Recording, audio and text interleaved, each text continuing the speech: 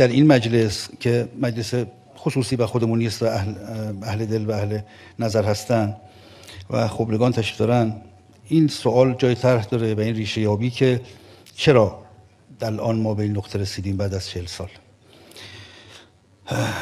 اگر تعریف وضعیت فعلی و مقایسه با گذشته رو به خلاصه ترین شکل ممکن بخوام بیان کنم، انصافا دردناکه. ما 40 سال گذشته تونستیم اعتقاد و اعتماد مردم رو از 98% به 20% برسونیم. کار مهم نیست. تونستیم تیراژ متوسط کتاب رو از 5000 نسخه به 200 نسخه برسونیم. اینم کار مهم نیست. تونستیم کتاب رو از سبد خانواده خارج کنیم و سرانه مطالعه در کشور رو به حداقل ممکن نزدیک به صفر برسونیم. تونستیم عمده اقشار جامعه به خصوص جوانها و نوجوانها رو به دو بخش تقسیم کنیم، دو بخش دینگریز و دینستیز، و اعتقادات محکم و استوار افراد کهنسال رو هم دچار تزلزل و ریزش و فروپاشی کنیم. تونستیم دین و مکتبی به عظمت اسلام رو برای بقای چند روزه خودمون هزینه کنیم. تونستیم برای اینکه بمونیم و عوام رو مسخر خودمون کنیم کاخ اقامت و استقرارمون رو بر خشت باور و اعتقادات مردم بنا کنیم و با رفتار و مدیریت و عملکردمون سرمایه‌های معنوی مردم رو به باد فنا بدیم. تونستیم اسلام رو چون پوستین وارونه برتن کنیم و در مردم نسبت به همه مقدسات نفرت و انزجار ایجاد کنیم. تونستیم برای بهره‌مندی چند روزه از دنیا و آخرت ملتی رو نابود کنیم و منتی هم بر سر خدا و خلق خدا بذاریم.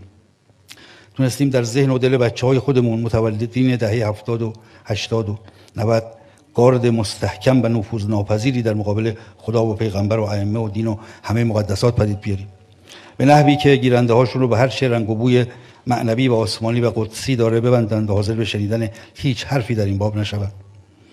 بچه‌هایی که از بعد به تولد تا امروز همه جوره در اختیار ما و تحت تربیت ما بودند. ما تونستیم عموم نخبگان به استعدادهای ویژه به خصوص جوانانمون رو در قالب مهاجرت از کشور اخراج کنیم و در مابقی هم آتش و طلب و حسرت مهاجرت رو ایجاد و تقویت کنیم. و آخرین هنرمون هم این بودی که توانستیم اقامت در ایران و ممنوعیت خروج از کشور رو به عنوان مجازات جرم تلقی کنیم و در قانون بگنجونیم. ما تونستیم مصیبت فقر و معیشت رو به گونه‌ای بر سر مردم آوار کنیم که مجالی برای پرداختن به مفاهیم فرهنگی و معارف دینی پیدا نکنند.